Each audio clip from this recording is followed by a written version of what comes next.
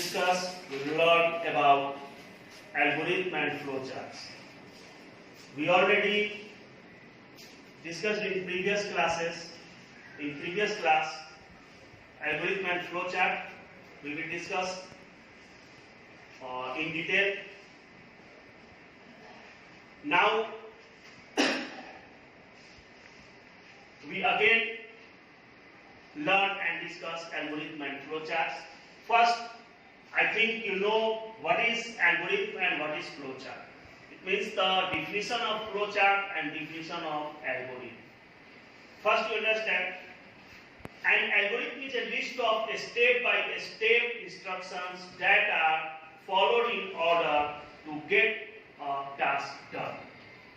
And other word, algorithm is a stepwise set of instructions. A stepwise set of instructions, infinite. Infinite means आपको जब तक कि वो आपका प्रोग्राम कंप्लीट नहीं होता है, वो आपका इनफाइनाइट सेट्स ऑफ इंस्ट्रक्शंस है written to solve a problem. किसी भी प्रॉब्लम को सोल्व करने के लिए स्टेप बाय स्टेप जो प्रोग्राम या इंस्ट्रक्शंस लिखे जाते हैं उसे एल्गोरिथम कहते हैं. इट मींस कि जब आपको मेन प्रोग्राम जो कंप्यूटर में लिखे जाते हैं उससे पहले आप एल्गोरिथम जो है वो इजी स्टेप और इजी लैंग्वेज में आप अपने लैंग्वेज में उसको लिखते हैं ताकि वो आपका प्रोग्राम का जो कंस्ट्रक्शंस है, प्रोग्राम का जो डायग्राम है या प्रोग्राम का जो अपना पूरा उसका एक स्टेप है वो आपको इजीली समझ में आता है. ओके, तो एक जो प्रोग्राम होता है वो प्रोग्रामर पहले उसको लिखेगा, फिर वो क्या होगा कि उसमें अगर कोई प्रॉब्लम्स होगी तो वो प्रॉब्लम्स को सोल्व करने में काफी दिक्कतें होती है. सबसे फर्स्ट स्टेप क्या होता है कि हम उस प्रोग्राम का एल्गोरिथम बनाएं. इट मींस कि उसको राइट करें प्रोग्राम को अपने लैंग्वेज में. तो क्या होता है कि किसी भी प्रॉब्लम को सोल्व करने के लिए स्टेप बाय स्टेप जो इंस्ट्रक्शंस लिखे जाते हैं वो आपको फ्लो चार्ट एल्गोरिथम कहलाता है. Okay, in other words we can say that an algorithm is well defined computational procedure. अब प्रोसीजर क्या है? आप जब प्रोग्रामिंग लैंग्वेज में जाएंगे तो प्रोग्राम प्रोसीजर आपको ये समझ में आएगा. जो पूरा एक प्रोग्राम लिखा जाता है और उस प्रोग्राम को रन कराने के लिए तो एक पैकेज टाइप का होता है, एक प्रोसीजर होता है. तो जो प्रोसीजर है वो एक प्रोग्राम होता है, इंस्ट्रक्शंस होता है. तो कंप्यूटेशनल प्रोसीजर यानी कि कंप्यूटर में जो भी रिटन प्रोग्राम होता है दैट टेक्स सम वैल्यू, जो कि कुछ वैल्यू लेता है और सेट ऑफ वैल्यू को हम सेट करते हैं एज इनपुट. उसमें हम इनपुट एज ए सेट करते हैं एंड प्रोड्यूस सम वैल्यू और set of value as output. अब इट मींस क्या हुआ, जो हमारा एल्गोरिथम हुआ क्या हुआ, एल्गोरिथम एक ऐसा इंस्ट्रक्शन से एक ऐसा प्रोग्राम है जिसमें हम कुछ वैल्यू को सेट करते हैं as a input and after that processing आपका एक रिजल्ट आता है एज ए आउटपुट. तो जैसे आप इजी वे में आप समझ सकते हैं कि जैसे आपको कोई भी वर्क करना हो, सपोज दैट आपको अपने घर से निकलना है और आपको कॉलेज पहुंचना है या फिर आपको स्कूल जाना है और वहां के एक सर्टेन आपको पार्टिकुलर किसी भी सब्जेक्ट का लेक्चर आपको सुनना है या पढ़ना है. तो सबसे पहला क्या होगा कि आप अपने घर से निकलेंगे बुक कॉपीज के साथ. ओके, तो स्टार्ट होगा. स्टार्ट होने के बाद आप वहां से निकलते हैं. निकलने के बाद सबसे पहले आप कॉलेज पहुंचने के लिए रिक्शा या ऑटो के पास जाएंगे, रिक्शा ऑटो पकड़ेंगे. सेकेंड स्टेप, आफ्टर दैट आप अपने कॉलेज पे पहुंचते हैं. फिर तीसरा स्टेप जो होगा पहुंचने के बाद, चौथा स्टेप जो होगा वो आप अपने क्लास में जाएंगे और अपने सीट पे बैठेंगे.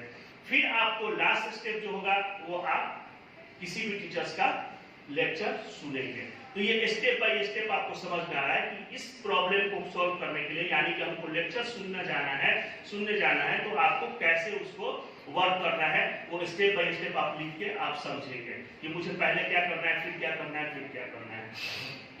उसी तरीके से आप यहाँ पे देख सकते हैं कि मेरिट्स ऑफ एल्गोरिथम. अब जो एल्गोरिथम हम लिखते हैं इसकी मेरिट्स क्या है, इसकी फायदे क्या है. तो it makes the program easy to read and understand. It means कि जो कंप्यूटर प्रोग्राम लिखा जाता है वो टेडियस टास्क है। इट मीन्स कि आपका कॉन्सेप्चुअल टास्क है। अगर आपके पास कमांड पता है, आपको रिटन प्रोग्राम लिखने का सारा कोडिंग पता है, तो आपको प्रोग्राम को लिखना है। बट आपको उससे पहले जब आप एल्गोरिथम बनाते हैं तो वो प्रोग्राम को समझने के लिए काफी इजी वे हो जाता है। इट मीन्स कि आप उसको काफी आसानी से समझ सकते हैं। It makes the program easy to read and understand. इसको आप काफी आसानी से पढ़ सकते हैं और आसानी से समझ सकते हैं। जबकि अगर आप ओरिजिनल कोड लिख दें तो हर किसी को समझ में नहीं आएगा। It make the program portable and efficient. ये काफी पोर्टेबल होता है और एफिशिएंट होता है। It display easy step of processing, और ये काफी इजी स्टेप प्रोसेसिंग में ब्रेकअप होता है जिससे आपको समझ में जल्दी आता है।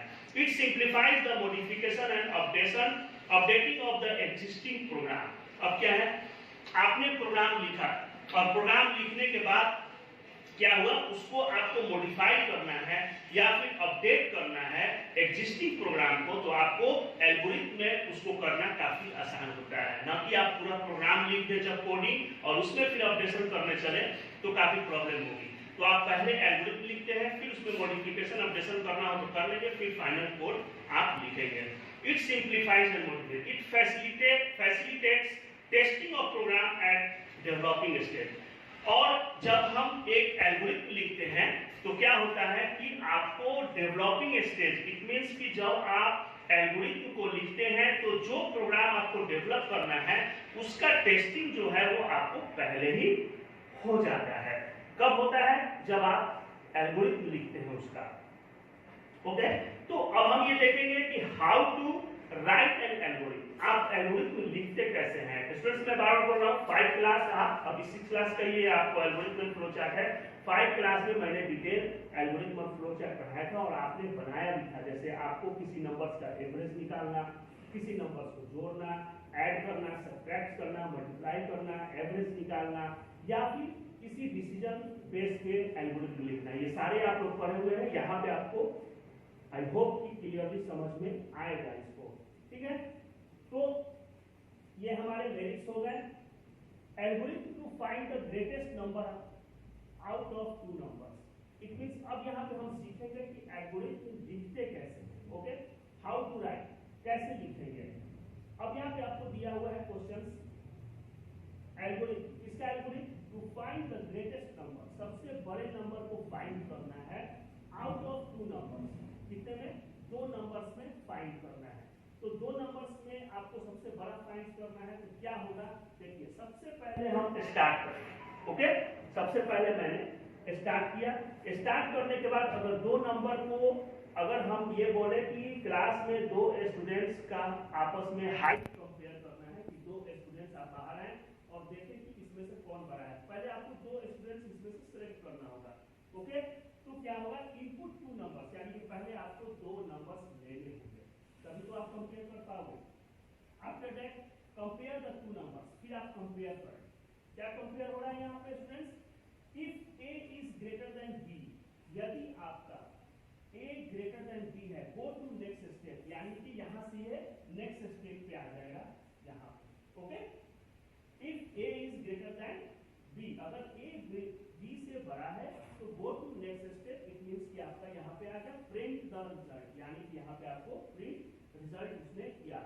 अगर ये कंडीशन यस नहीं होता है, नो होता है, इट मींस कि अगर a बड़ा नहीं है तो क्या होगा, एल्स, मतलब कि अगर नहीं हुआ तो गो टू द 6 स्टेप्स। अब 6 स्टेप्स क्या है यहाँ पे, तो क्या होगा, प्रिंट द रिजल्ट। अब यहाँ पे result a is greater print होगा और यहाँ पे रिजल्ट b इज ग्रेटर। तो अगर a पहला अगर सही है तो यहीं से आ गया, बोलेगा कि हाँ भाई a बड़ा है b से, यहाँ प्रिंट कर देगा a इज ग्रेटर। लेकिन इसको मिल गया कि नहीं, a b से बड़ा नहीं है, तो वो डायरेक्टली क्या करेगा, यहाँ से go to the 6th step, नहीं तो एल्स वो यहाँ से यहाँ स्टेप करेगा। ठीक है, अगर इफ उसको मिल गया तो कहाँ आएगा, यहाँ आएगा। अगर नहीं मिला तो एल्स 6th पोजीशन पे आएगा और प्रिंट द रिजल्ट। और रिजल्ट क्या होगा, b इज ग्रेटर। क्या है ये, b ग्रेटर है। तो और देन स्टॉप। यानी कि अगर आपका पहला सही हो जाता है तो यहाँ पे ही स्टॉप हो जाएगा, ठीक है। ये दो प्रोसेस आपका नहीं होगा। लेकिन अगर आपका ए बड़ा है नहीं है, छोटा है ए और बी आपका ग्रेटर है, तो ये आपका यहाँ से एग्जिट करके ये इस वाले स्टेप पे आएगा और ये दो स्टेप फिर बाद में होगा। यहाँ पे स्टॉप होगा, प्रोग्राम एग्जिट हो जाएगा। अगर आपका नहीं है तो फिर यहाँ प्रिंट करके फिर स्टॉप होगा और प्रोग्राम एग्जिट होगा। तो ये आपको सिंपली जो है एक फ्लो चार्ट लिखने का एक तरीका है, जिसे आप समझ सकते हैं कि फ्लो चार्ट कैसे लिखते हैं। इसको हम आगे और डिटेल समझते हैं। एल्गोरिथम, एल्गोरिथम किसका समझना है? To subtract two numbers. क्या है?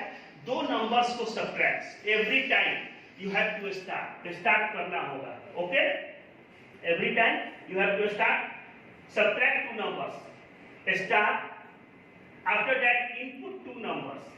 दो नंबर्स को सब्ट्रैक्ट करना है तो हमें दो नंबर लेना होगा। इनपुट टू नंबर्स, दो नंबर्स को लेते हैं, यानी कि दो अलग अलग नंबर्स को लेते हैं।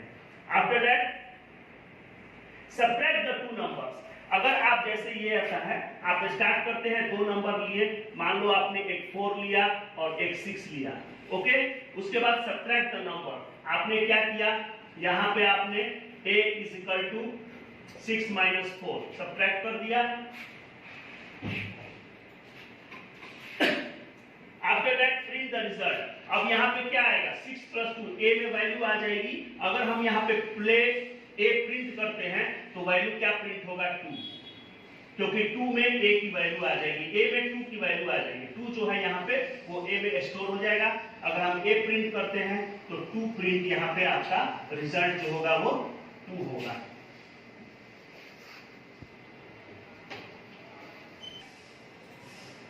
अगर आपको मल्टीप्लाई करना हो, सेम स्टार्ट करेंगे। आफ्टर स्टार्ट आप इनपुट टू नंबर्स लेंगे, देन मल्टीप्लाई करेंगे। मल्टीप्लाई करने के बाद प्रिंट द रिजल्ट करेंगे और स्टॉप कर देंगे। ओके, ये आपको एक सिंपल एल्गोरिथम का तरीका है कि आप एल्गोरिथम लिखे कैसे। ये जो आप एल्गोरिथम यहाँ लिख रहे हो, ये कितना आसान है आपको। कि आपको स्टार्ट करना है, दो नंबर लेना है, दो नंबर को सब्ट्रैक्ट करना है, सब्ट्रैक्ट करके उसको प्रिंट करा देना है, आपको स्टॉप कर देना है प्रोग्राम। अब इस प्रोग्राम को जिस लैंग्वेज में आपको लिखना हो, जैसे आप C+ में लिखे, विजुअल बेसिक में लिखे, .NET में लिखे, C# में लिखे, किसी भी लैंग्वेज, ये सब प्रोग्रामिंग लैंग्वेज है, ये किसी भी लैंग्वेज में लिखे, आपको फंडा यही होगा, कोडिंग अलग अलग होगा। जो आप कोड जानते हैं उस कोड में आपको लिखना होगा, आपको स्टार्ट करना होगा, नंबर्स लेने होंगे, मल्टीप्लाई या सब्ट्रैक्ट करना होगा, फिर प्रिंट रिजल्ट को प्रिंट कर देना है और स्टॉप कर देना है।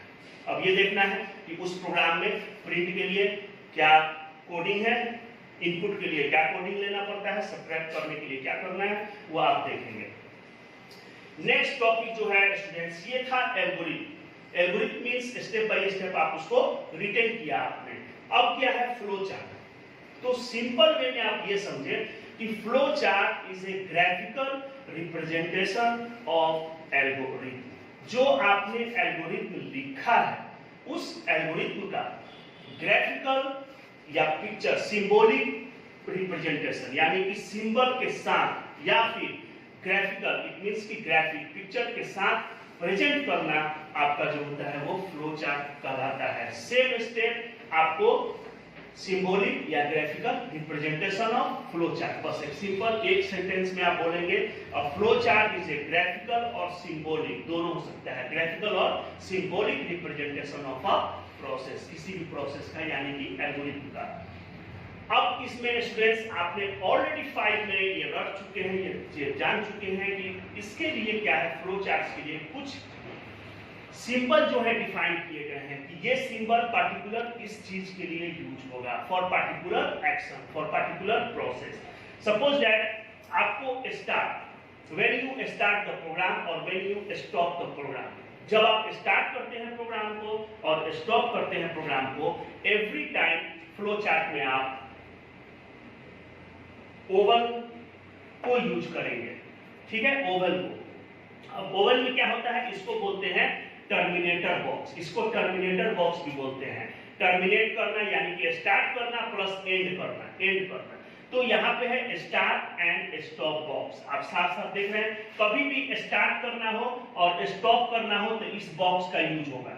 Okay, this box is used to start and stop the flow chart. It is represented with an oval. ये ओवल शेप में है, इसीलिए इसको ओवल कहते हैं।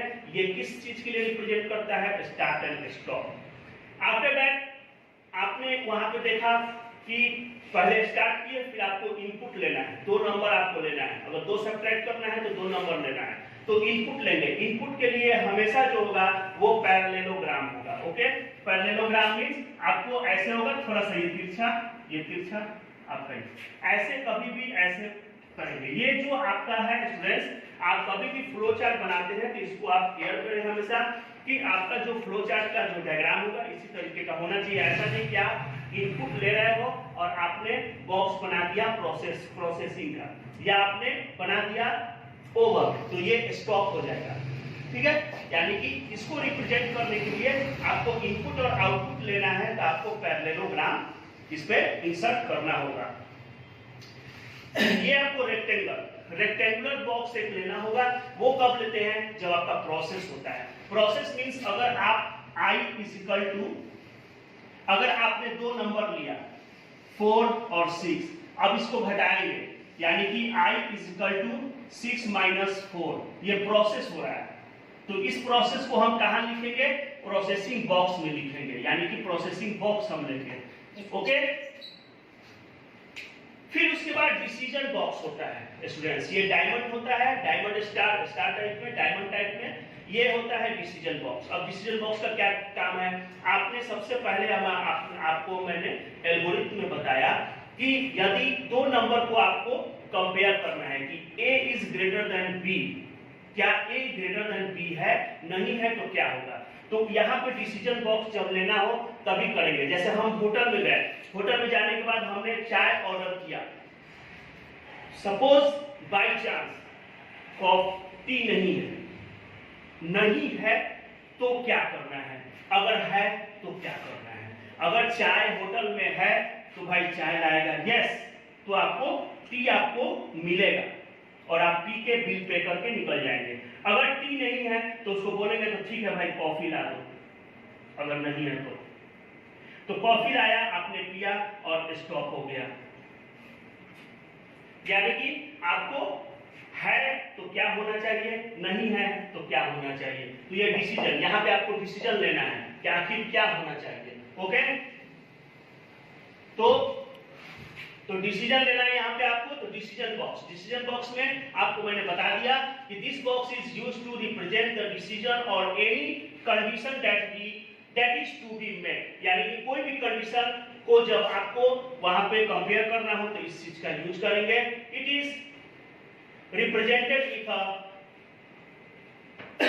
रोम्बस और स्टार, और इसको डायमंड भी बोलते हैं। Okay, after that flow line means आपका ये जो फ्लो लाइन है, अगर हमने ऐसे दे दिया, इट मींस कि यहाँ के बाद यहाँ, यानी कि कोई भी डाटा या प्रोसेस है वो किधर फ्लो कर रहा है। आप कहीं जाते होंगे तो आपको लिखा होगा कि पार्किंग मतलब आपको किधर पार्क करना है, तो ऐसे दे देगा। इट मींस कि आपका पार्किंग समझिए, इस साइड में पार्किंग आपका है, फिर आप उधर जाएंगे तो आपको पार्किंग मिलेगा। उसी तरीके से कहीं पे आपको जाना हो रोड वगैरह पे, तो कहीं पे लिखा होता है कि अगर किसी स्कूल का एड्रेस है या किसी चीज का एड्रेस है तो यहाँ एरो ऐसे मारा हुआ रहता है। ठीक है, एरो पॉइंट किया हुआ है, इट मींस कि ये एरो जो पॉइंट किया हुआ है इट मींस कि आपको उधर जाना है। तो फ्लो मतलब डाटा आपको फ्लो किस साइड में कर रहा है तो वो दिखाता है इसको। डाटा यहाँ किधर फ्लो रहा, प्रोसेसिंग से नीचे, इधर का डाटा इधर फ्लो करेगा, इधर का डाटा इधर फ्लो करेगा। तो ये फ्लो लाइन है। ये क्या करता है? 2 सिंबल्स को ज्वाइन करता है, 2 सिंबल को ज्वाइन करता है और डाटा फ्लो का डायरेक्शन बताता है। डाटा फ्लो का डायरेक्शन बताता है कि वो डाटा फ्लो कैसे हो रहा है, अप टू डाउन हो रहा है कि डाउन टू अप हो रहा है, और 2 बॉक्सेस को यानी कि 2 प्रोसेस को वो अटैच करता है। आफ्टर दैट स्टूडेंट्स, आपने प्रीवियस क्लास में शायद ये नहीं हो तो यहाँ पे आप समझ लें कि एक जो सिंबल होता है वो डॉक्यूमेंट का होता है।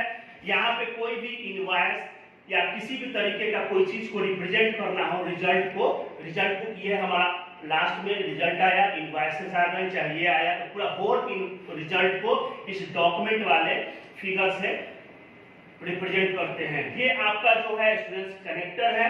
A connector symbol is used to connect the various portion of flow charts, और ये बहुत सारे फ्लो चार्ट्स को कनेक्ट करने के लिए कनेक्टर का यूज होता है। जब 2-3 फ्लो चार्ट को बनाएंगे आप और उन फ्लो चार्ट को आपस में रिलेटेड करना है कि यहाँ का फ्लो चार्ट आपको जंप करके दूसरे फ्लो चार्ट पे जाएगा, तो उसके कनेक्शन को कनेक्टर के थ्रू हम ज्वाइन करते हैं। ये जो आपका है रेक्टेंगल है, लेकिन वन साइड से बॉक्स आपका खुला हुआ रहेगा, ओपन रहेगा।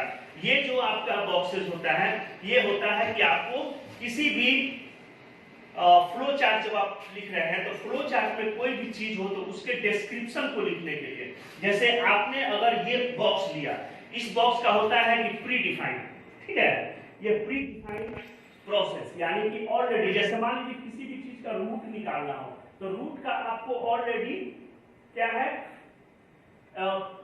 रूट पहले से आपको, जैसे मान लीजिए आपको कैलकुलेट क्यूब रूट निकालना हो, ठीक है, तो क्या होता है, कुछ फॉर्मूला आपको पहले से मेंशन होता है और आपको पता होता है कि इसका रूट कितना ही होता है, मतलब कि प्री डिफाइंड वो, यानी कि उसको आपको प्रोसेस नहीं करना है, वो आपका पहले से डिफाइंड है कि उसका वैल्यू इतना ही आना है। तो उस वैल्यू को आपको यहाँ पुट करना हो तो ये प्री डिफाइंड प्रोसेस है, जो कि आपका ऑलरेडी पहले से प्रोसेस हो चुका है, इसको दोबारा प्रोसेस करने की जरूरत नहीं है।